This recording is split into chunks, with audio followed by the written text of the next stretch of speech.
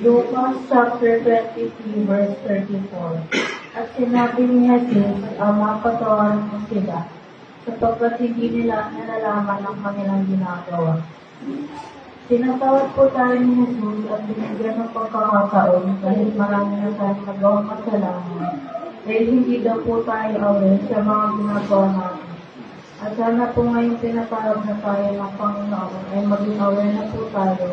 At dapat din po sumunod kay Jesus dahil nais na ay kaputiran at kapayapaan. Para ng pamamahinga mayroong sa paralisado na nais pagpagamot ni Jesus. Ngunit merong kapag gumawa ng mabuti, hindi lamang si Jesus, meron pa rin, merong mahadlang upang hindi mo makagawa ng mabuti. Kahit yung mga tao, nabangan nila kung si Jesus ay sinubok nila kung si Jesus ay gagawa ba ng dahil sinabi ng Panginoon na sa araw ng pamamahinga ay bawal tayong gumawa ng kahit ano. Pero malinaw na hindi binawal na gumawa tayo ng mabuti.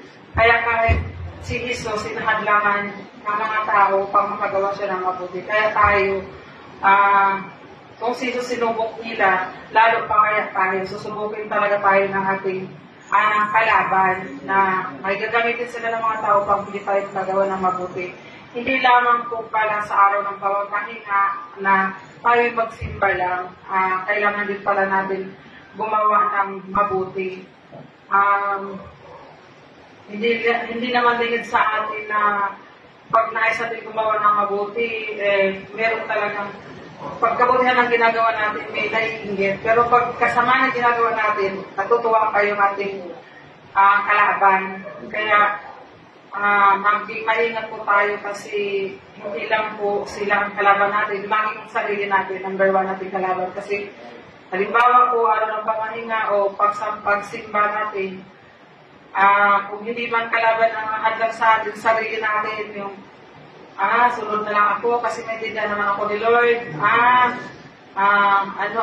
Meron akong importanteng gawin. Kung baga tayo na rin mismo gumagawa ng excuse.